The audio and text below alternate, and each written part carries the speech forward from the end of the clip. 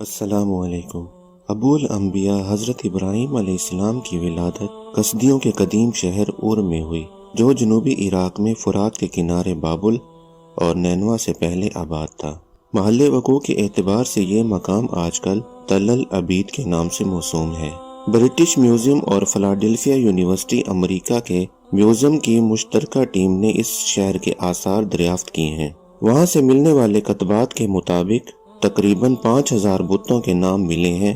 ہر شہر کا محافظ ایک خدا تھا جو دوسرے معبودوں سے زیادہ محترم سمجھا جاتا تھا۔ حضرت ابراہیم علیہ السلام کی ولادت سے پہلے بادشاہ نمرود نے خواب دیکھا کہ آسمان میں ایک بڑا اور روشن ستارہ چمک رہا ہے۔ شاہی نجومیوں نے تعبیر بتائی کہ مملکت میں اس سال ایسا بچہ پیدا ہوگا جو سلطنت کے لیے خطرہ بن جائے گا۔ بادشاہ نے شاہی فرمان کے ذریعے ملک بھر میں حکم جاری کیا کہ جو بھی بچہ پیدا ہو اسے قتل کر دیا جائے۔ روایات کے مطابق حضرت ابراہیم کی والدہ عائشہ شہر سے باہر ایک غار میں روپوش ہو گئیں۔ وہیں حضرت ابراہیم علیہ السلام کی ولادت ہوئی اور بچپن گزرا۔ حضرت ابراہیم علیہ السلام جب شعور کی عمر کو پہنچے تو ہر طرف بت پرستی اور ستاروں کی پرستش ہو رہی تھی۔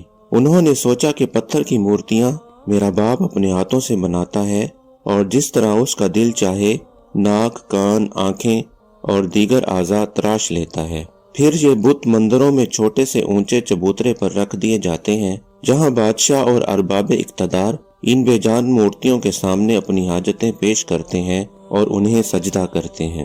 حضرت ابراہیم علیہ السلام اس بات سے بہت زیادہ فکر مند تھے کہ لوگ کیوں بے جان مورتیوں اور بے حس و حرکت مجسموں کی پرستش کرتے ہیں۔ قرآن مجید میں ہے کہ پھر جب رات کی تاریکی چھا گئی تو انہوں نے ایک ستارہ دیکھا تو فرمایا یہ میرا رب ہے۔ سو جب وہ غروب ہو گیا تو آپ نے فرمایا میں غروب ہو جانے والوں سے محبت نہیں رکھتا۔ پھر چاند کو چمکتا ہوا دیکھا تو فرمایا یہ میرا رب ہے۔ سو جب وہ غروب ہو گیا تو فرمایا اگر مجھ کو میرا رب ہدایت نہ دے تو میں گمراہ لوگوں میں شامل ہو جاؤں۔ پھر جب سورج کو چمکتا ہوا دیکھا تو فرمایا یہ میرا رب ہے، یہ سب سے بڑا ہے۔ سو جب وہ غروب ہو گیا تو آپ نے فرمایا اے قوم، بے شک میں تمہارے شرک سے بیزار ہوں۔ میں اپنا رخ اس کی طرف کرتا ہوں جس نے آسمانوں اور زمین کو پیدا کیا اور میں شرک کرنے والوں میں سے نہیں ہوں۔ قرآن مجید میں ایک اور جگہ ارشاد ہوا پھر ہم نے ابراہیم کو آسمانوں اور زمین کی سلطنت کے عجائبات دکھائے تاکہ وہ یقین کرنے والوں میں سے ہو جائے۔ حضرت ابراہیم علیہ السلام نے سوچا کہ جو شے اپنی مرضی کے بغیر حرکت نہیں کر سکتی، ہل جل نہیں سکتی، اس سے یہ امید وابستہ کرنا کہ یہ مجھے فائدہ پہنچائے گی یا کسی قسم کا نقصان پہنچانے کا باعث بنے گی، یہ وقت کا ضیاع ہے۔ قرآن مجید میں ہے کہ آزر کو جب پتہ چلا کہ ابراہیم ستاروں کی پرستش اور خود ساختہ خداؤں کے خلاف جذبات رکھتا ہے تو اس نے حضرت ابراہیم سے پوچھا ابراہیم کیا تو میرے معبودوں سے پھر گیا ہے؟ حضرت ابراہیم علیہ السلام نے جواب میں پوچھا اے میرے باپ، کیوں پوچھتا ہے ایسی چیز کو جو نہ سنے نہ دیکھے اور نہ تیرے کچھ کام آئے؟ بت تراش آزر حضرت ابراہیم علیہ السلام کا سوال سن کر سہم گیا اور حیرت سے انہیں دیکھنے لگا۔ حضرت ابراہیم علیہ السلام کے دوبارہ پوچھنے پر آزر نے یہ کہا کہ یہ میرے آباء و اجداد کا راستہ ہے۔ حضرت ابراہیم علیہ السلام نے کہا اے میرے باپ، مجھے ایسی بات کا علم ہو گیا ہے جس کے بارے میں آپ کچھ نہیں جانتے۔ ہدایت و بھلائی کی طرف آئیے اور شیطان کے بتائے ہوئے راستے کو چھوڑ دیجئے، یہ کھلی گمراہی ہے۔ آزر نے یہ سنا تو غضبناک ہو کر بولا ابراہیم، میرے معبودوں کا انکار نہ کر اور یاد رکھ اگر تو ان باتوں سے باز نہیں آیا تو میں تجھے سنگسار کر دوں گا۔ تیری خیر اسی میں ہے کہ کچھ عرصہ کے لیے مجھ سے دور ہو جا۔ ایک روز حضرت ابراہیم علیہ السلام نے قوم کے دانش مندوں کو جمع کیا اور ان سے چند سوالات کیے۔ آپ نے ان سے پوچھا تمہارے عقیدے کے مطابق ستارے کو اگر رب ہونے کی قدرت حاصل ہے تو ستاروں میں تغیر کیوں ہوتا ہے؟ یہ جس طرح چمکتے نظر آتے ہیں اسی طرح ہر وقت چمکتے کیوں نہیں رہتے؟ ستاروں کی روشنی کو چاند نے کیوں ماند کر دیا ہے اور چاند کی روشنی کو سورج نے کیوں چھپا دیا ہے؟ ستارہ پرست اور بت پرست قوم حیران تھی کہ اس روشن دلیل کا کیا جواب دے۔ صدیوں سے باطل خداؤں پر یقین اس قدر پختہ ہو گیا تھا کہ حقیقت کی روشنی ان کے اندر داخل نہیں ہوتی تھی۔ وہ جھگڑنے لگے اور حضرت ابراہیم علیہ السلام کو فرضی معبودوں کے قہر و غضب اور انتقام سے ڈرانے لگے۔ شہر کے باہر ایک مذہبی تہوار میں شہر کی آبادی شریک ہوئی۔ حضرت ابراہیم علیہ السلام بڑے دیوتا کے ہیکل میں چلے گئے۔ قوم کا سب سے مقدس دیوتا باطل خداؤں کا سردار مانا جاتا تھا۔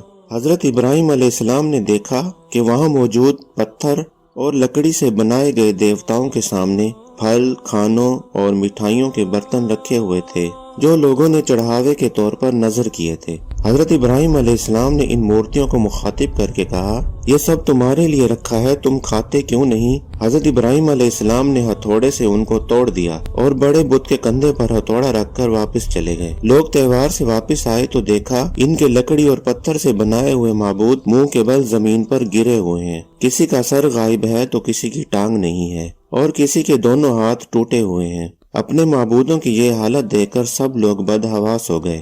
کچھ لوگوں نے کہا، ہم نے ابراہیم کی زبانی بتوں کو برا بھلا کہتے سنا ہے، ہو نہ ہو یہ بے ادبی اسی نے کی ہے۔ بادشاہ وقت نمرود تک جب بات پہنچی تو اس نے کہنوں اور درباریوں کو جمع کیا اور ان کی موجودگی میں حضرت ابراہیم علیہ السلام کو دربار میں طلب کیا۔ دربار لوگوں سے کھچا کھچ بھرا ہوا تھا۔ حضرت ابراہیم علیہ السلام رعب اور وقار کے ساتھ دربار میں داخل ہوئے اور شاہی پروٹوکول کو نظر انداز کرتے ہوئے نمرود کے سامنے جا کھڑے ہوئے۔ مذہبی پیشواؤں نے پررعب آواز میں پوچھا، اے ابراہیم، ہمارے بتوں کی توہین کس نے کی ہے؟ حضرت ابراہیم نے جواب میں فرمایا، ہتھوڑا بڑے بت کے کندھے پر ہے، اس سے پوچھو کہ یہ سب کس نے کیا ہے۔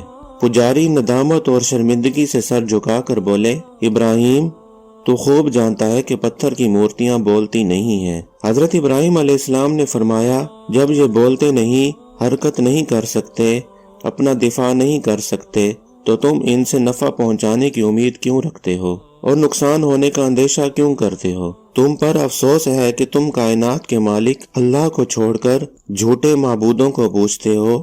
کیا تم عقل و شعور نہیں رکھتے؟ نمرود چالاک آدمی تھا۔ اس نے حضرت ابراہیم علیہ السلام سے پوچھا، اے ابراہیم، تو اپنے باپ دادا کے دین کی مخالفت کیوں کرتا ہے؟ تو ان مقدس بتوں کو معبود ماننے سے کیوں منکر ہے؟ حضرت ابراہیم علیہ السلام نے فرمایا، اللہ تعالیٰ ساری کائنات کے تنہا مالک ہیں، ہم سب اس کی مخلوق ہیں، پتھروں اور لکڑیوں سے بنائے ہوئے بت خدا نہیں ہیں۔ یہ تو اپنی سلامتی اور حفاظت کے لیے بھی دوسروں کے محتاج ہیں۔ پرستش کے لائق وہ ہستی ہے جو کسی قسم کی ضرورت نہیں رکھتی اور تمام مخلوق اس کی محتاج ہے۔ مذہبی پیشواؤں اور بادشاہ کے عقائد کی تکذیب نے ایوان نمرود میں دراڑیں ڈال دیں۔ ارباب اقتدار نے شور و غوغا بلند کیا کہ ابراہیم ہمارے دیوتاؤں کی توہین کا مرتکب ہوا ہے اور باپ دادا کے مذہب کو جھٹلاتا ہے، اس کی سزا یہ ہے کہ اسے آگ میں پھینک دیا جائے۔ قرآن مجید میں ہے کہ سزا پر عمل درآمد کے لیے ایک جگہ بہت بڑا الاؤ روشن کیا گیا، کئی روز تک آگ کو دہکایا گیا، یہاں تک کہ آگ کی تپش سے